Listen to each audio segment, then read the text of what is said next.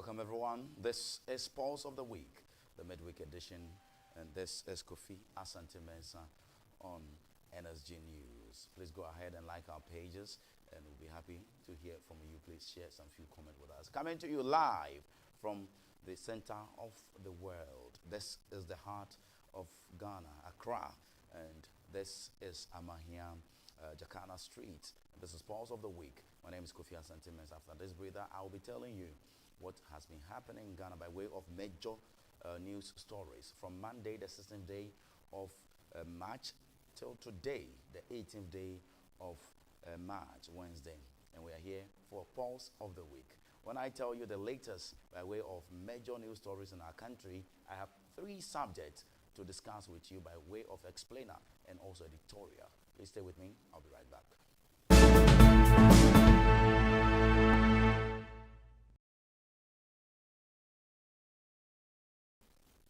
A pleasure to have you back. Thank you very much. And our name is NSG News, and the future of Ghana's digital journalism is right here.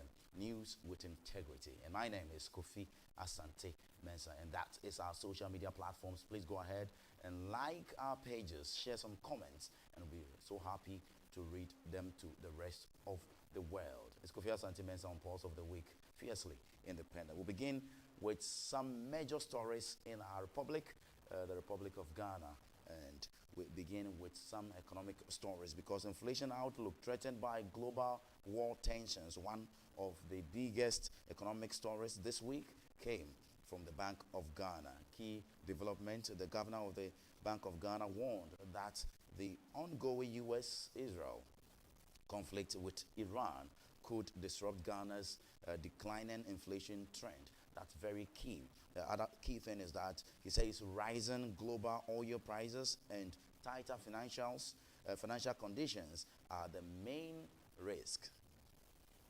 Ghana could benefit from surging gold prices as export revenues nearly doubled from 10.3 billion US dollars 2024 to some 20 billion US dollars in 2025. What is the implication? This implies that Ghana's recovery remains fragile and externally dependent despite recent gains.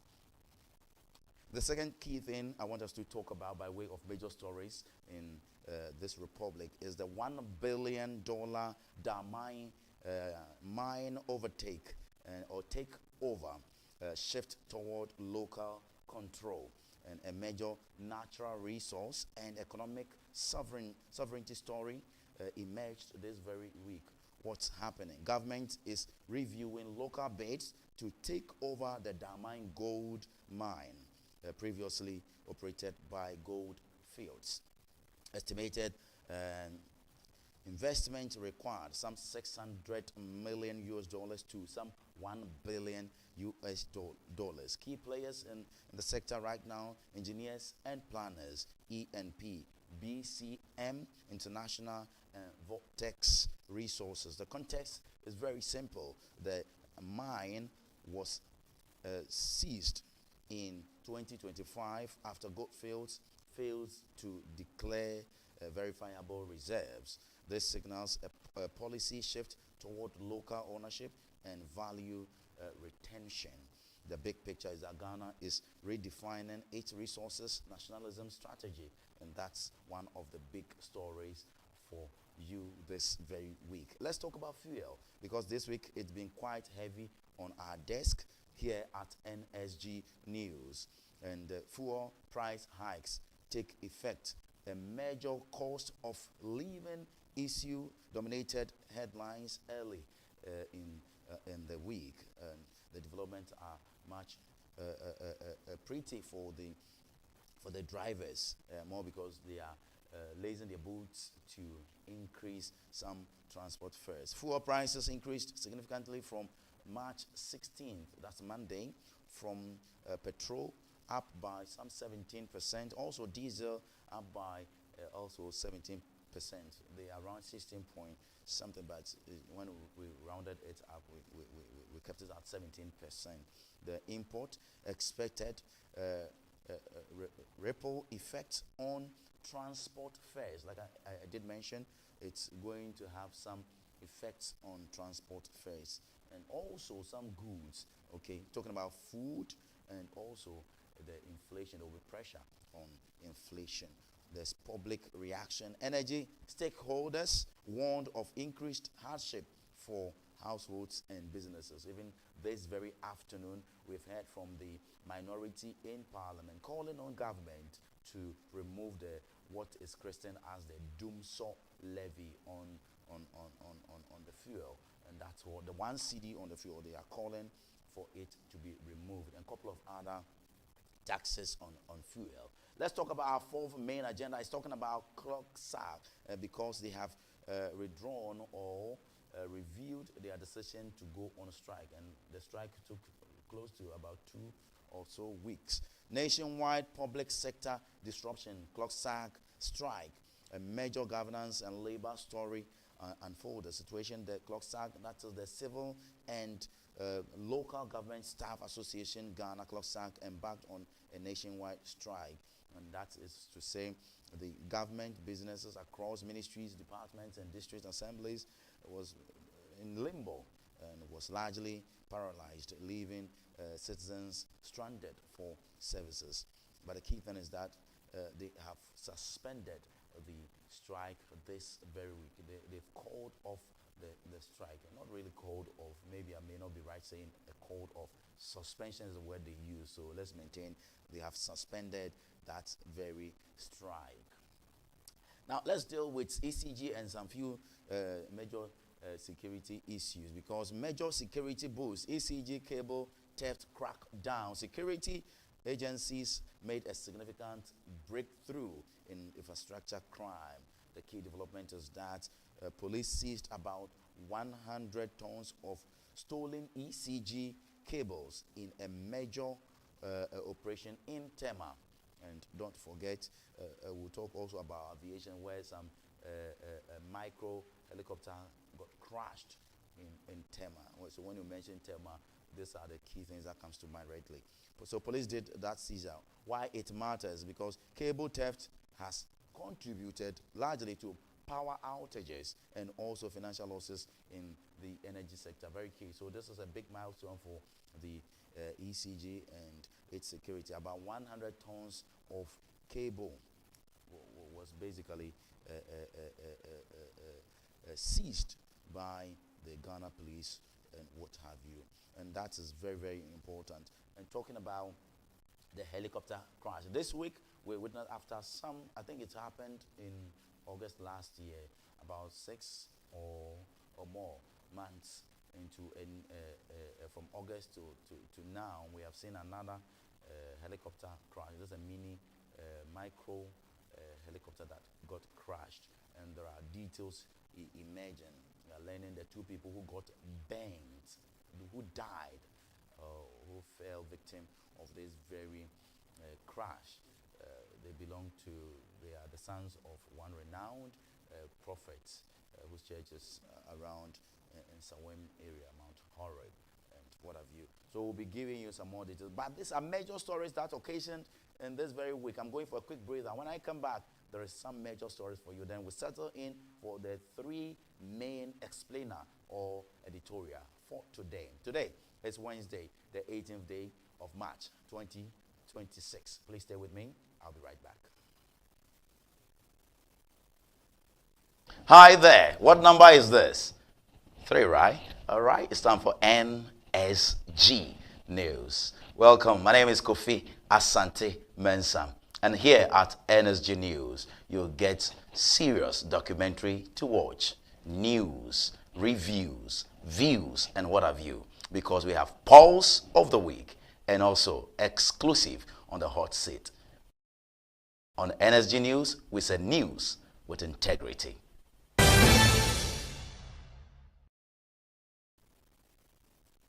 Always a pleasure to have you. Thank you very much. And this is NSG News' Pulse of the Week, live on our very many social media platforms. Please go ahead and like our pages on YouTube, Facebook, LinkedIn, also on X, and like our page over there. Let's do some more major stories that occasion this week, and I'm here to serve you the best of information, education, and some few little entertainment. That's what journalism about. And we are talking about the future of Ghana's digital journalism. And here we are, NSG News with integrity. And I'm here, Kofi Asante Mensah, fiercely independent. Let's talk about the Middle East crisis, which is triggering some evacuation concerns, and global geopolitics directly impacts Ghana.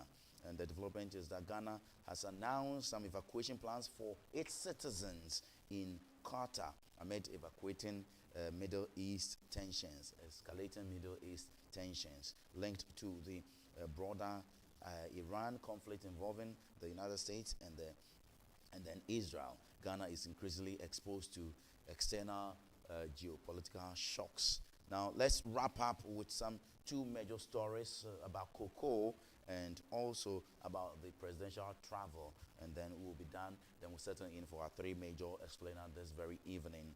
And talking about cocoa, some 4.2 billion Ghana cedis paid to farmers, a major agriculture and livelihoods story. And the update is that Cocoa Board disbursed some 4.2 billion Ghana cedis to licensed buying companies. But we are the licensed buying companies have been asked, the minority alleges that they have been asked to stop buying, but the majority or government has come to refute that. So it's clear. It's indicating over here in our major story that some 4.2 billion Ghana cedis has been given to the licensed buying companies to go ahead and buy, to settle, I must say, to settle arrears owed to cocoa farmers, provide relief to farmers, but also reflect financial strain in the cocoa sector. Now, let's talk about the tension, the political tension over the presidential travel. Political debate intensified this very week. The week is at 8 middle, and it started on Monday with the executive secretary to the president issuing, if you like, an explainer or a statement explaining why President Mahama would have to travel with the state, not with the state aircraft, with his brother's private jet. And he caused quite a number of people talking on social media and also on mainstream media. So criticisms over President John Mahama's use of his brother's private jet for official travel. And we had a lot of explanation, people reacting to it. Opposition figures argue it may breach governance and ethical standards. And you realized last week, Friday, I was here to provide you an editorial of that very incident. Let me end up with some energy and economy update, where government and bank, World Bank engagement has been quite fruitful. And I must say, this very afternoon, the presidency and the labor organizations had a presidential encounter with the labor organization, and they spoke about rent, they spoke about pension, and a couple of other things. At the right time, I'll bring you updates on all of this. Finance Minister Dr. Kessel Atoforsen engaged the World Bank, and his focus was on jobs, economic recovery strategy, and the next phase of Ghana's growth. Also, he was at this very presidential encounter with the labor organization, and he spoke quite well, indicating some 30% of monies, I think it's more than 30%, goes into paying wages and what have you. Just going for a quick breather. Then we'll talk about identity for sale, SIM registration, digital trust, and the battle for Ghana's security future. Please stay with me. Right back.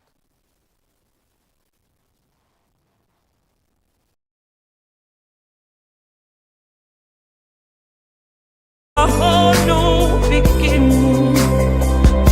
Get used to it. I have stepped into my new beginning. Yesterday is gone. Yesterday of darkness is gone. A whole new beginning. Yeah, yeah, yeah, yeah. Get used to it. I've stepped into my new level. See me watching me flying on eagle's wing. A whole new beginning.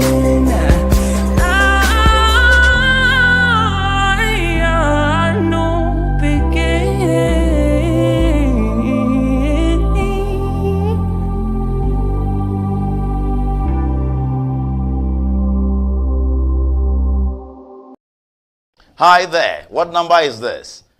3, right? All right. It's time for NSG News. Welcome. My name is Kofi Asante Mensah. And here at NSG News, you'll get serious documentary to watch, news, reviews, views, and what have you. Because we have Pulse of the Week and also exclusive on the hot seat.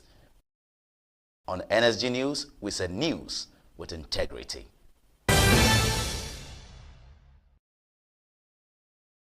Card for somebody, and this is because I'm saying this, I want to emphasize on this so that people don't fall victim. Someone will come to you and say, please register for me. Please do not register a SIM card for anybody who is not your dependent. Say maybe your own child or a family member.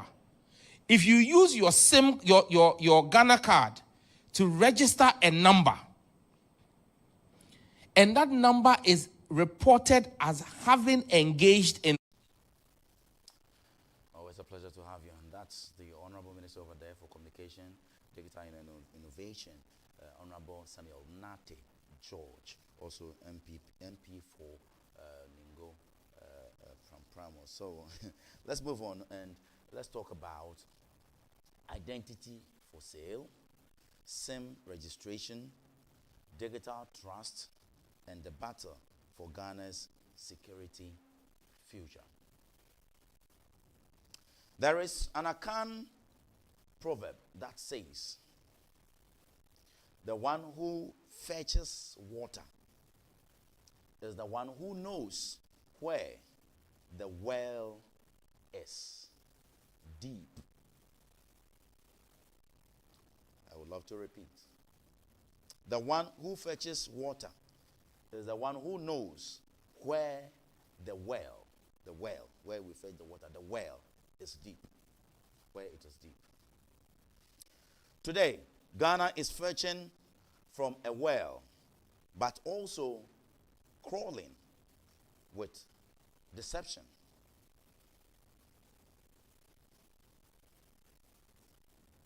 A digital well filled with convenience, but also crawling with deception.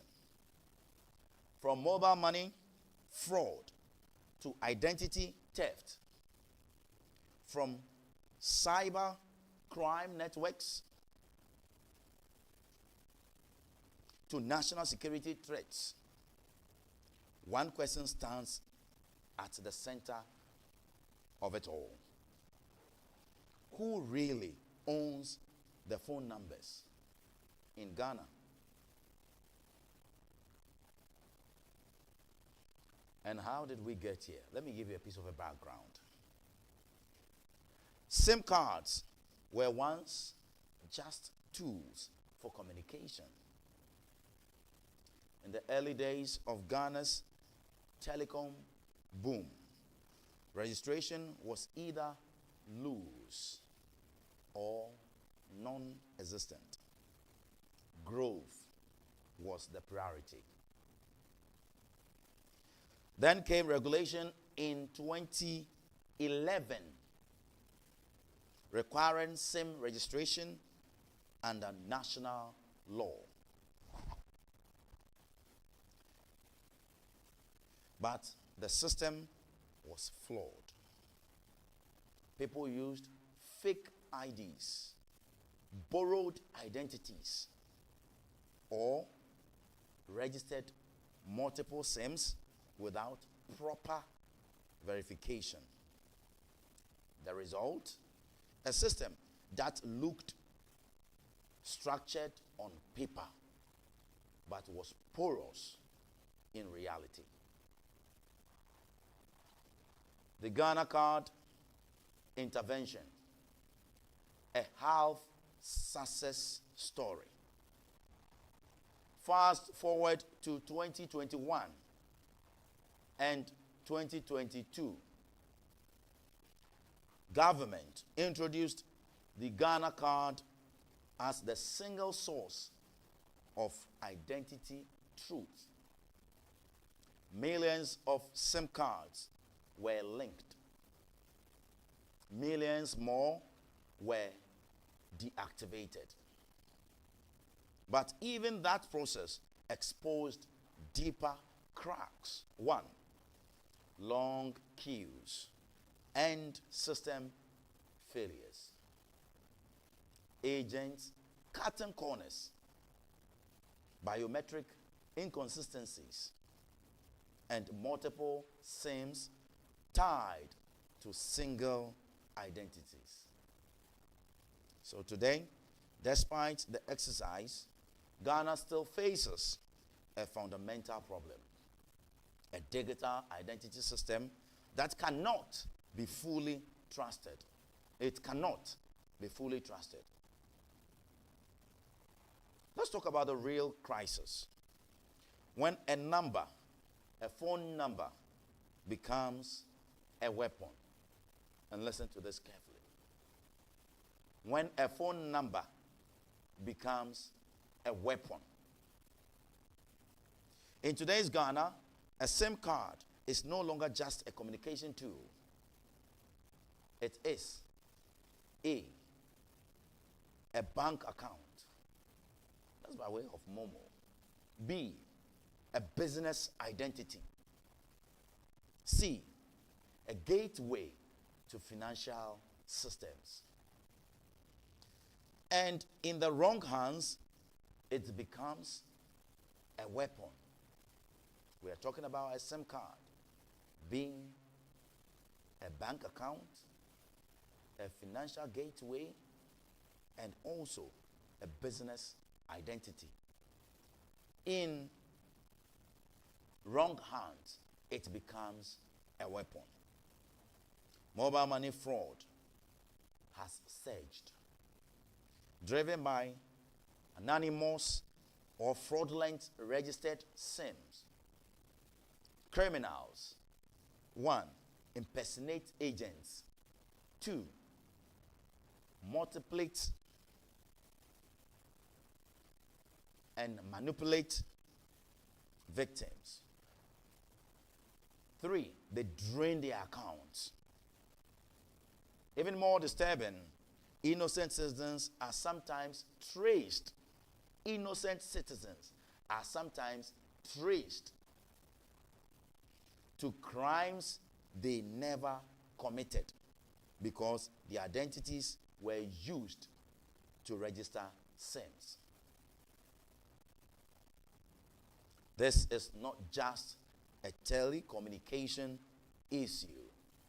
It is a national security and economic integrity crisis.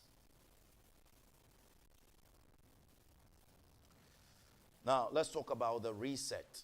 And that's Sam George. You can see him on your screen right now. The reset agenda. What Sam George, Honorable Sam George, is proposing. Now, Ghana is attempting a reset led by the sector minister, Honorable Samuel Nate George, Minister responsible for communication, digital, technology, and innovation.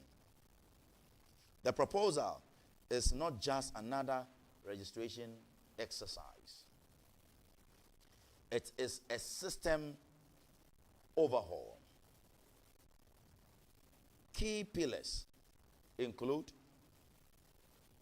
a nationwide SIM registration, a complete reset of existing data.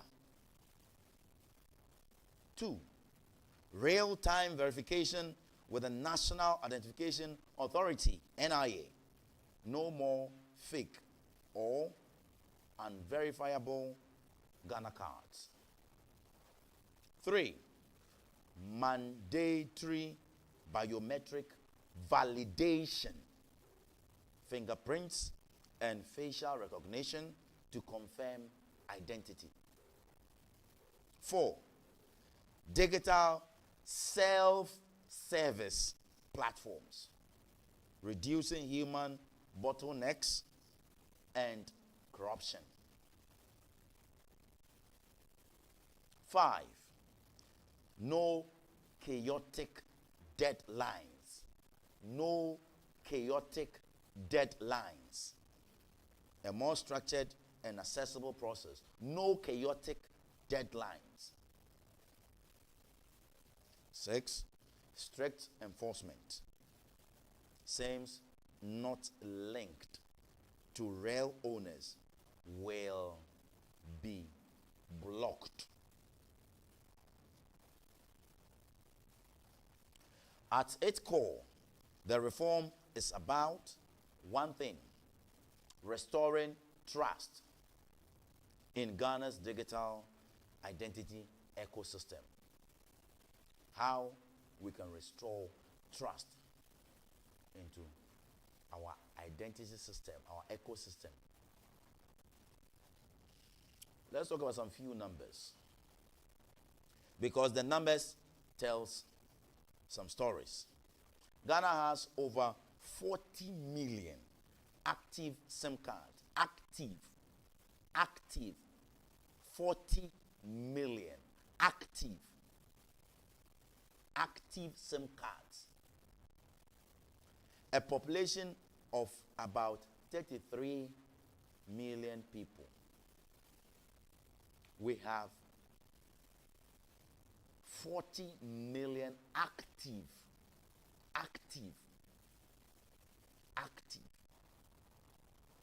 SIM cards. This means many individuals own 2, 3, and even more, 5 SIM cards. While this reflects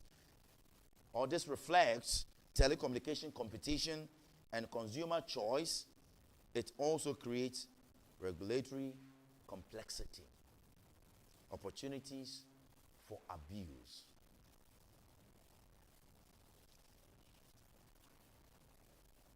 In global perspective, how does Ghana compare?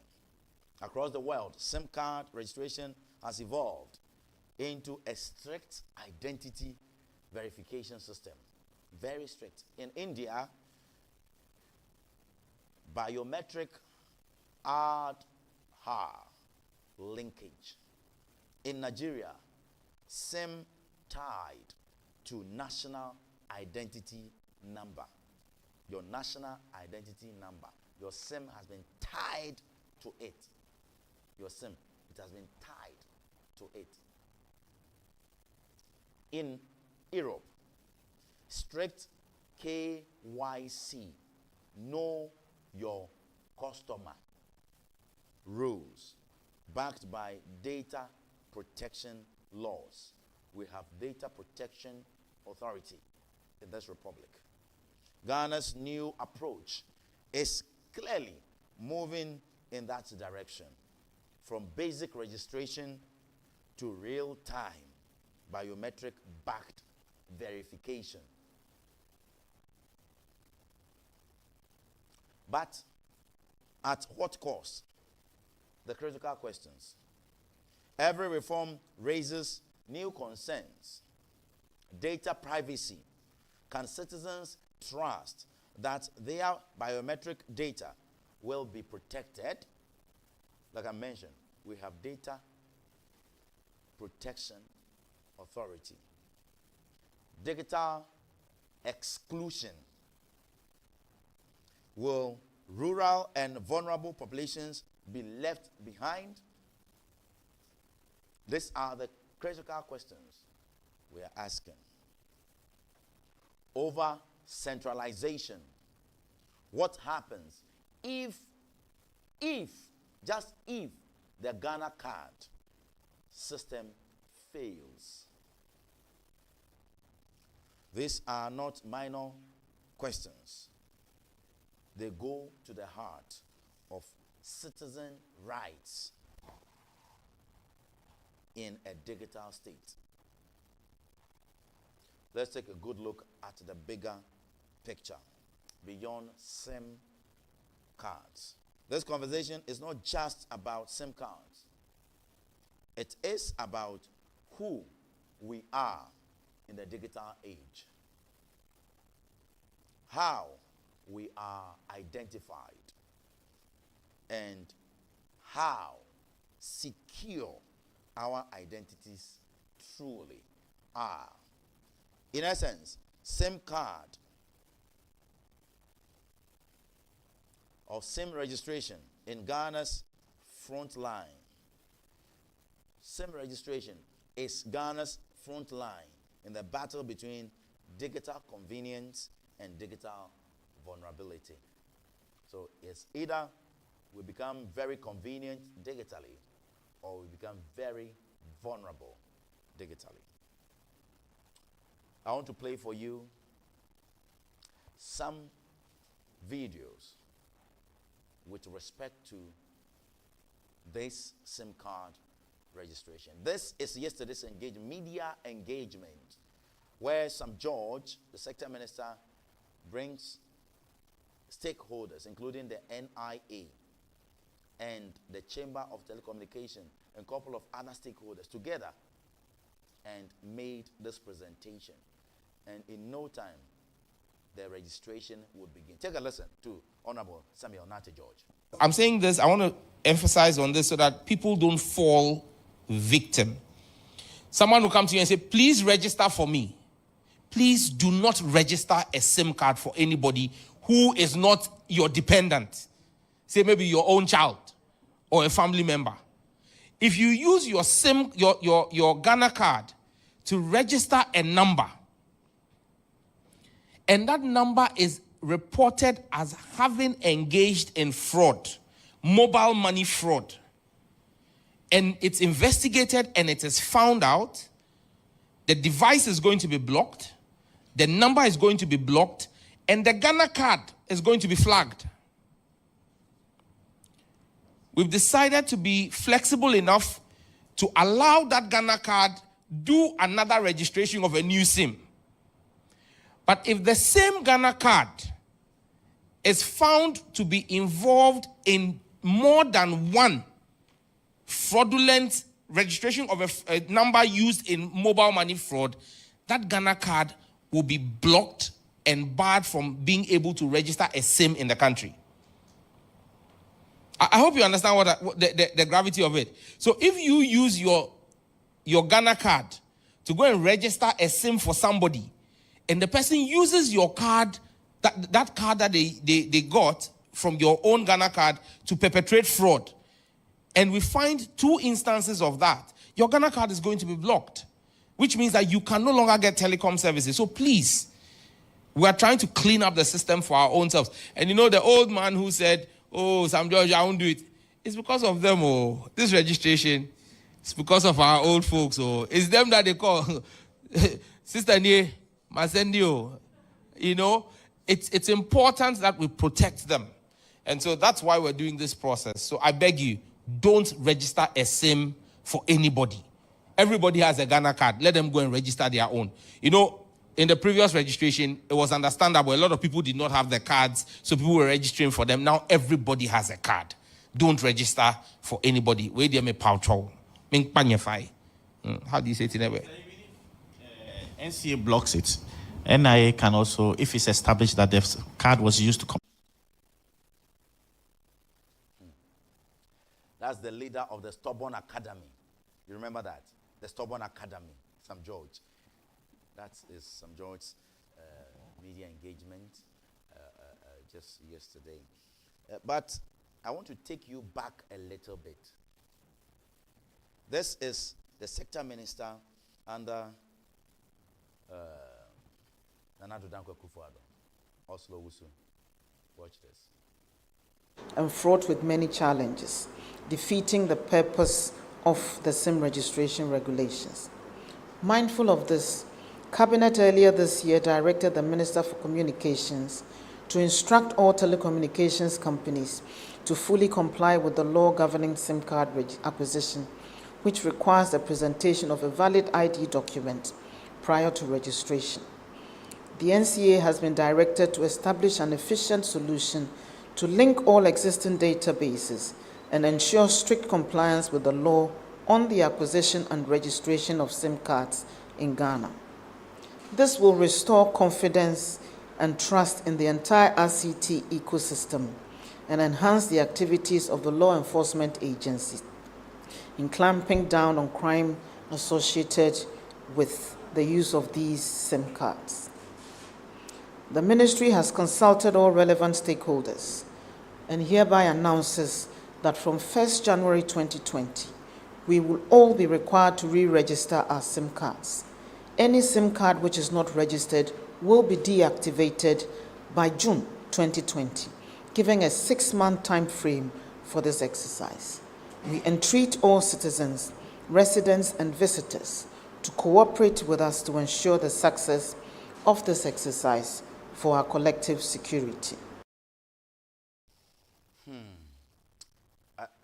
Are you hearing the same thing? The repetitiveness of our governance structure. The same words, but nothing is solved. Me, I pray for some George to be successful in this regard. But I won't be surprised. I'm cautiously optimistic. I won't be surprised if it gets down like Oslo Wusu's thing. Yes, we went to queue. Today I don't want to do that hot editorial. We went to queue, not the hot sun, MTN, Vodafone, or Telecel, Airtel, Tigo.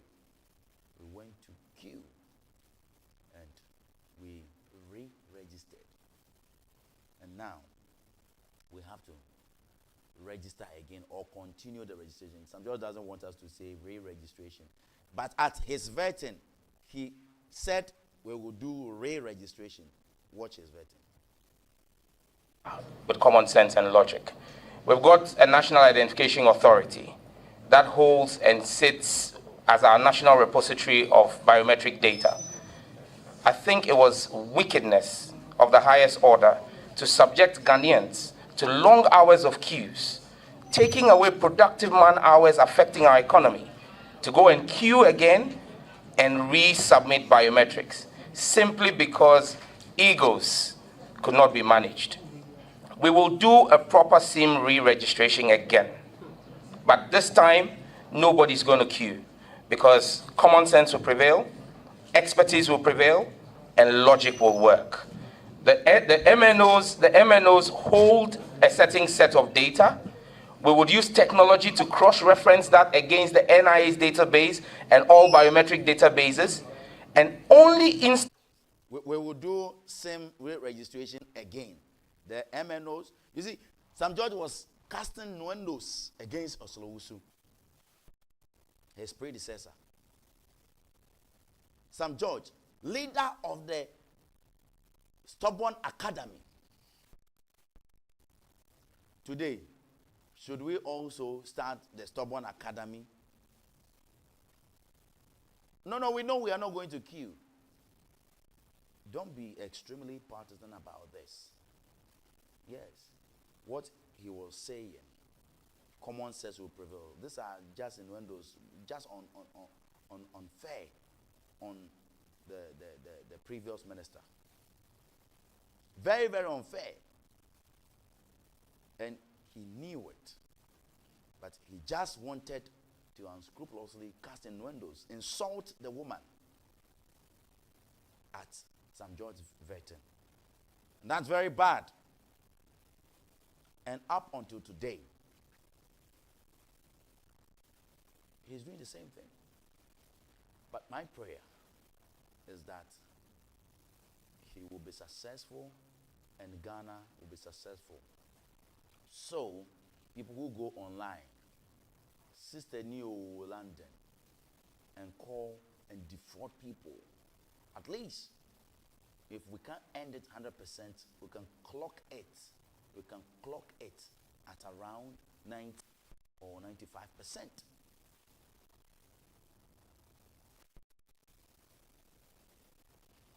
A nation that cannot verify its people by way of the digital space risk losing control of its economy. So if we are not careful, we will lose control. If you want Baumia, Baumia will come. The digital man, if the infrastructures and the foundations are not laid down, we will lose it. We will lose our economy. We will lose our security. And we will lose the future. And that is my take on this very subject. I call it identity for sale. But I have an exclusive for you. I have something that flows like liquid. Watch this. The fact that Ghana, Africa, we have been raised to respect the light skin to the extreme and to feel safe with them and to place them above ourselves, to the point that even the homeless one in their country, when he walks through our airport, he will get support, he will get respect. Ghanaians will love to be in his or her company. That's the first red flag that led to what we saw or been passed around. Hi, how are you? I'm a Russian. Follow me. And that's it. That will not happen between a Ghanaian and a Ghanaian.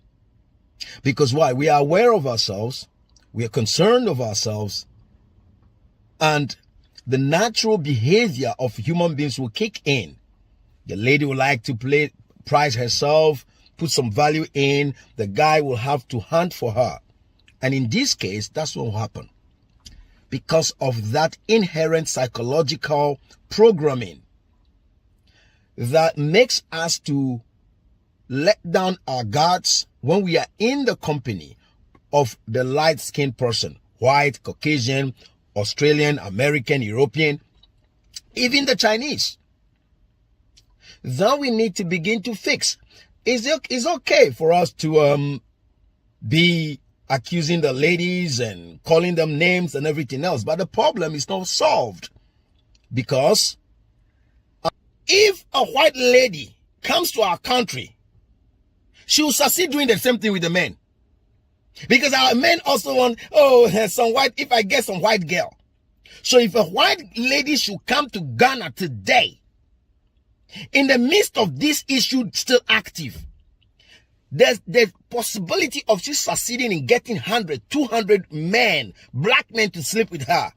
It's 99% high. That she just walked. She's having her Google and all these smart glasses on, recording you unaware. These days, buttons can record. A whole lot of recordings goes on these days. Be careful out there. And she goes from shop to shop to say, oh, hi, guys. Oh, how are you? Can I buy you a drink? Be in my company. The black men will equally fall victim because the white person, the white lady is their preferred. They want to be seen. You go to our beaches even today and have a look. The ones that are working in a company of white people or even the mixed race, they make themselves feel, they want you to say they are better off than you. That is the problem. Until we fix it, it will happen again. It can happen to our men. It can happen to our women. And as I'm talking right now, if a white lady decides to go and do this experiment, she will succeed. Irrespective of the fact that the most recent one done by a man is hot and active. She will succeed because the guy feels that, oh, Obroni dini huwa chicheno. Yavu koroke anyenam. A white lady is giving herself to me. Let me take advantage of it.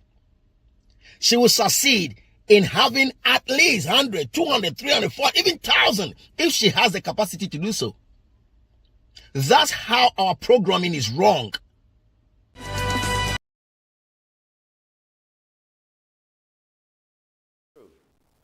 That's liquid wisdom. That's aim liquid. Is it true? What he's talking about. Is it true? It's obroni baby baha. Obenya Ghana for men man wohu. But the fact is, you see, Nkrumah spoke about this several years back. He says we have to decolonize our mind.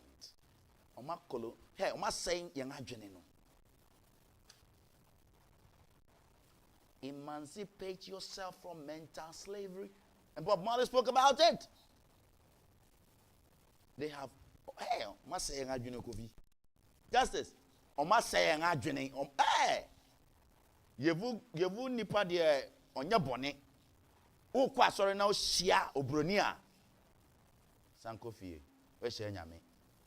These people, they have worried us, but we'll try our possible, we'll do everything possible to decolonize our minds. Aim liquid wisdom. Watch this. Some judge should not end his fight with this program to only those who have shared the program. I think the government have to come to a point and begin to scrutinize what people put out there as content. 99% of them is insulting. It's demeaning. That you get to the airport, they look at us like we are animals. We are still in the Stone Age. Hedonism on the highest level. Not even in any structured way. That is the fundamental lining for what has happened. Our psychological operation that kept us to look at the West as the best, and our own story to the world to say, listen, we are this cheap, we are this open, you can just come and tell me, let's go. Because our contents are saying that. The internet is telling a story. Go and see our stories. And go and see the things that our people goes and comments on. Only those stupid things. To the point that our people are, in Ghana, the men are suspicious of the women and the women are suspicious of the men. Because of some of these contents. Unfounded. To brand all women as loose. No, that's not true. And to brand all men as casinovers. That's not true. That is very untrue. Very, very untrue. Very, very untrue. Sam George, you have a missed call. Come and listen to wisdom from the liquid man. Aim Liquid's wisdom. You have a missed call. Sam George, how far now? Oga, how far? Come and brief us. How far? With this Russian guy. This boy from Russia. Disgracing the integrity and pride of our women. Sam George, how far? You have a missed call from Aim Liquid. Kofi, play that video again. And gives advantage to the West every time in business, in education, in social life. Everything gives the white person advantage because of how they have programmed themselves and how we have been programmed to see them. Think on that. Before you go singing hallelujah chorus and attempt to shame the women. Yes, what they have done is questionable, but let's go to the basics of things and solve the matter. And these are the fundamental foundations of what has happened. So if we go on just shaming the women, what have you, not addressing the inherent flaws in our programming, in our psychology, and the government to clamp down on what we are putting out there as a content, it will happen again. It will happen again. I saw a guy wrote something about the security side of it, and I agree with him. What if this guy was a serial killer? What if this guy is a dangerous person that would harm these women? That means he has successfully harmed all of them. And the interesting thing is, he will be the last person we will suspect. Our security officers will not look at him.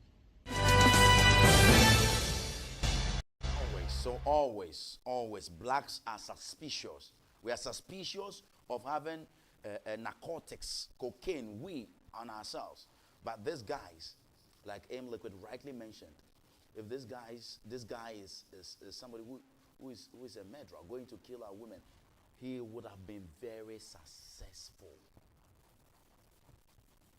the last person to put any suspicion on. Yes, he walks around freely. Ghana is peaceful, it's true. But sometimes these vagabonds, these cruel people, we must not give them the chance. Please, let's all come together and save our women and save the integrity of this country. And that's why I'm saying Sam George, Sam Nate George, you have a missed call from us. Samuel Nate George, how far? Oga, how far? And I want to appreciate AIM Liquid Wisdom for this. AIM is calling on all of us to come together to save the pride of our women. Watch. As the suspect. Because white man doesn't do wrong things. But I can tell you they do wrong things. They are more vicious than we are. And they are just smart about it. Think on that. So let's not just go on singing foul, mocking the women. But let's address the things that led to this. Anyway, since the Russian guy has his shades on, let me put mine on before I sign off, okay? Yeah. Liquid AIM. With liquid wisdom, let's address the facts of the matter. They've done what they have done. Married women, single girls. That is consistent with the content we've put out there. Husband sleeping with house girl. House madam sleeping with gate man, sleeping with driver. Those are our contents. Even our movies. That's the story we tell in the world. Not only that, I'll summarize the contents showing compounds, some broken buildings, some stupid, silly things that tells the world these people are just animals. That is what gives him the boldness to walk in and believing that he can walk to a shop anywhere and tell any girl to follow him and they'll follow. And the women fall prey. They fall victims because they have also been programmed to respect a light-skinned person. Think on that and let's try and fix it. Liquid out. NSD News. News with integrity. Telling Ghana's and Africa's story the way it should be told. The future of Ghana's digital journalism. Subscribe, follow, share the video. Let's have the intellectual discussion. As much as this is an insult to the integrity, the respect, the value, the nobility of our women and us as a people, let's withdraw from the emotions of shaming and naming and address the psychological, the structural, and the storytelling lines that all merge to create what has happened. Bye for now. And since M Liquid had his sunglasses on, let Kofi Asante also put his on. Yeah. Hey, thank you very much. Please, the movie people, they were in Kumasi. They were in Kumasi fighting. No. They were in Kumasi fighting. John Mahama has, I think he has budgeted some 20 or so million Ghana cedis for you. Get to work. Get to work. Let's show the world there's something proper here. Not house girl sleeping with da-da-da. Not a father sleeping with da-da-da. No, let's show good content to the people out there. Let's show good morals.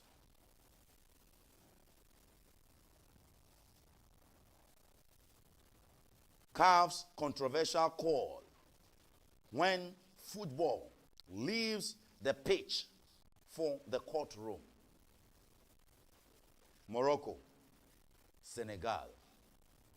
Wait for me. I have an interesting but brief editorial for you. When football leaves the pitch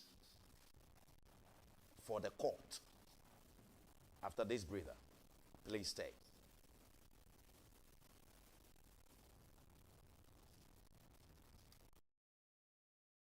Hi there. What number is this?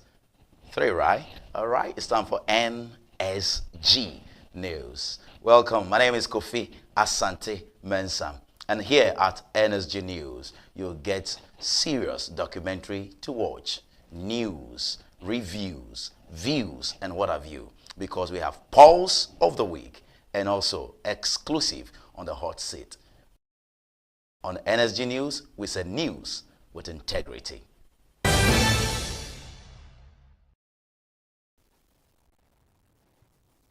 And so after a month of African footballing theatre, we have reached the final act. Number 3, The 2 highest ranked teams in the tournament have made it to the showpiece event. Number 10, Brahim. Number 11, Ismail. Number 17, Abdul Samad. So Senegal Number 20, Ayoub. having to make changes, not ideal. Number 23, As the 2 captains come together with Kalidou Koulibaly suspended, the armband worn tonight by Idrissa Gueye. Ashraf Hakimi, of course, wearing the armband for Morocco.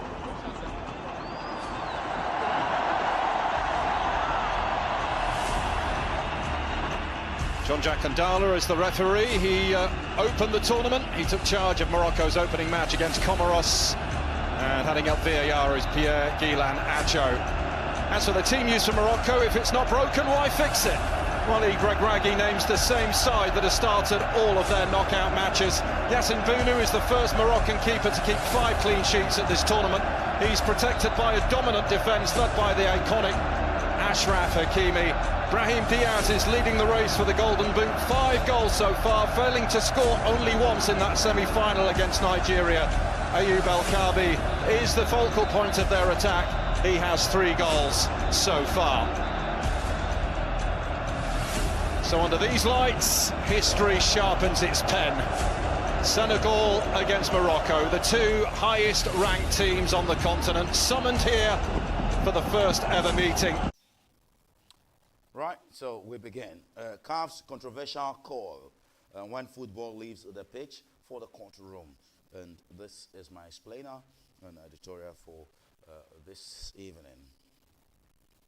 And what is rapidly becoming one of the most contentious decisions in African football history, the Confederation of African Football, CAF, has steered a storm.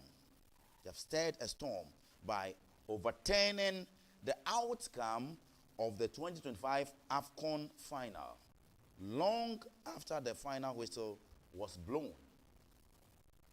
At the heart of the controversy is a fundamental question.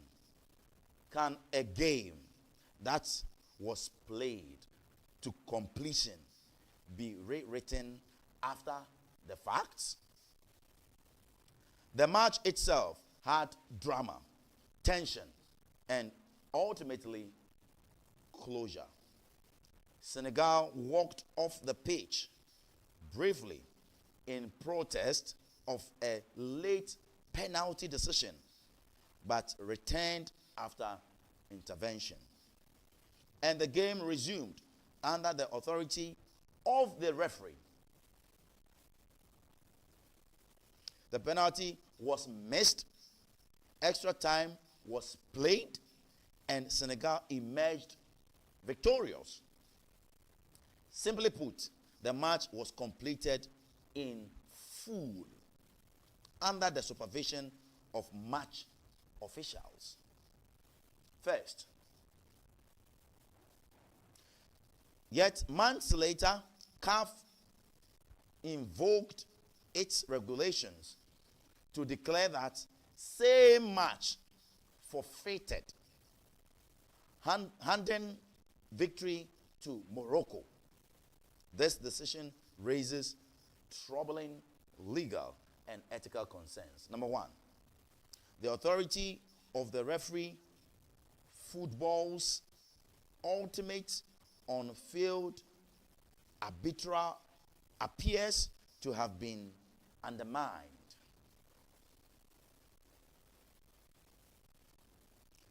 The authority of the referee.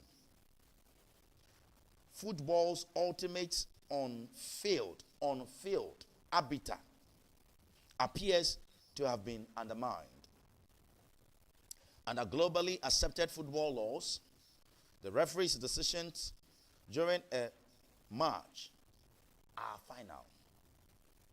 By allowing play to resume and the match to conclude, the referee effectively validated the outcome. Reversing that decision retrospectively introduces a dangerous precedent where administrative bodies can override the very authority they empower on the pitch. Secondly, the issue of consent cannot be ignored. Morocco, having returned to the field, taking the penalty and competed through extra time, actively participated in the resumed match. In both legal and moral reasoning, one cannot fully engage in a process and later disown its legitimacy simply because the outcome was unfavorable. You can't do that. Even more critical is the application of the rules themselves. CAF relied on provisions intended for situations where a team permanently abandons a match. Permanently abandons a match. But this was not such a case. This was not such a case. Senegal returned, the match resumed, and a winner was decided within the framework of the game. Applying forfeiture in this context stretches the rule beyond its intended purpose. And I must say, we've become like a laughing stock around the world. There is also the question of timing and procedural integrity. Football regulations typically impose strict windows for protests. Once those windows lapse and results are confirmed, they are meant to stand. Reopening a concluded match weeks, months, in this case about 2 months later, shakes confidence in the stability and predictability of the sport. Historically, when players contest or disrupt matches, sanctions have followed. Fines, suspensions, or disciplinary actions. What has not been the norm, however, is the rewriting of a final result and reassignment of a title after it has already been decided on the field. This is why current situation transcends sport. It is now a legal battle waiting to unfold, likely heading to the Court of Arbitration for Sports, CAS, and beyond the courtroom. It is a test of CAF's credibility. Because ultimately, football thrives on one core principle, that the game is decided on the pitch. If that principle is eroded, then every whistle, every goal, and every trophy risk becoming provisional, subject not to the laws of the game, but to the interpretations of administrations long after the crowd has gone home. This is my take, an editorial on this very subject. Let Senegal never. Let them come to your country. Let them come. Morocco, show the Morocco people jubilating. Moroccans jubilating when CAF announced it, stupidly announced this, and stupidly Moroccans were jubilating.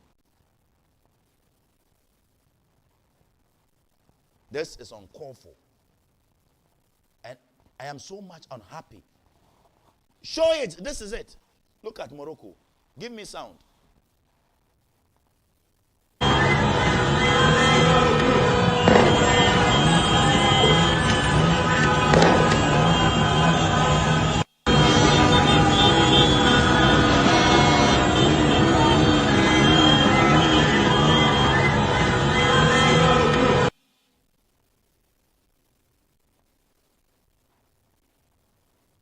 Look at this.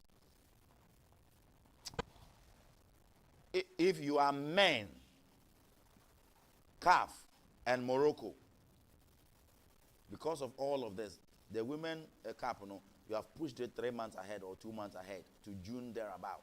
Because of all of this, you want to tie CAF, their hands at their back. CAF, you have also allowed it. And so many people around the world are very unhappy. Media houses around the world, sports pundits around, so many people are very unhappy. And you, Africa, this AFCON, it has a problem, integrity problem, credibility problem. And you come and mar our credibility like this. This one is going to take like 100 years to cure this. This madness you have done today, it is going to take us some 100 years to cure this. We have credibility and integrity deficit as CAF and this AFCON. Then you come and do this nya. You come and misbehave like this because you want Morocco to help you host some tournaments in their country because they have good sporting facilities. So your hands, like the camera will say, your hand is in their mouth. So you don't want to beat their head. Else they will bite you. When they beat your head and your hand is here like this, you can bite the person.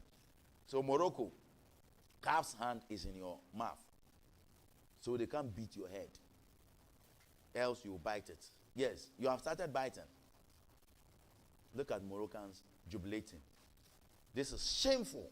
Very, very shameful.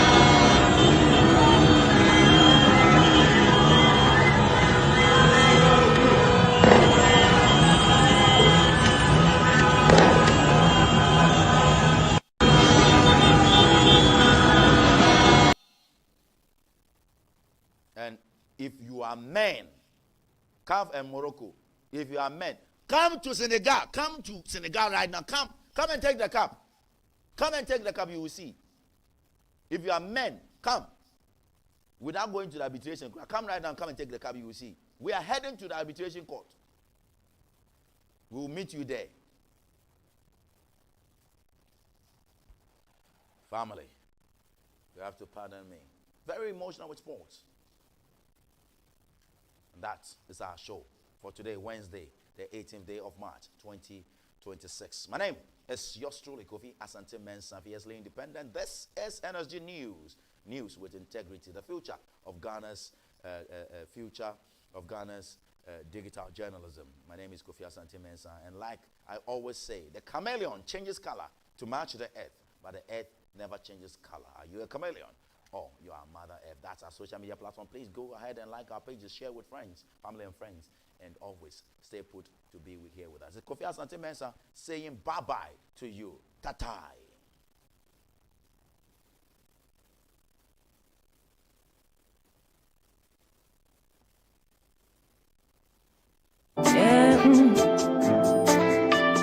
Hey, yeah.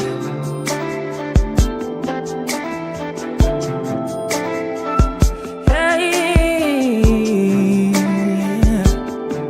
Alright. Said it's too late to go back now. It's a new beginning. Yesterday it's gone. Thank God it's too late. Said it's too late to go back now. It's a new beginning. Yesterday it's gone. Whole new beginning. Hey, yeah.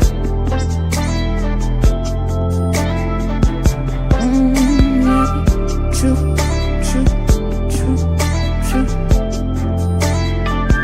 Now I'm flying on eagles, playing the games. For the Lord, He is my strength, and the Christ in me glory. Whole new beginning. Hey, for my shame, I have double honor. For pain, always healed, and the eagles for me who dare stand. Said eagles for me who dare stand, yeah. Oh, I know that God's with me who dare stand. And now it's alright, move on now. It's a new beginning. Yesterday is gone. Thank God it's alright, alright. Said it's alright, move on now. It's a new beginning. Yesterday it's gone. Oh, new beginning. And I ain't going back, no. I ain't going back, no. I ain't going back to ignorance no more, no, no, no. Said I ain't going back. I ain't going back, no, no. I ain't going back to pain and shame. Never, no, no, no, no, no. Yesterday is gone, oh, no beginning. I tell you what, of joy, of peace, of love, love, love, love, love, increase in glory and honor, strength, oh, yeah, yeah, yeah, a whole new beginning. Get used to it, I have stepped into my new beginning. Yesterday is gone, yesterday of darkness is gone, a whole new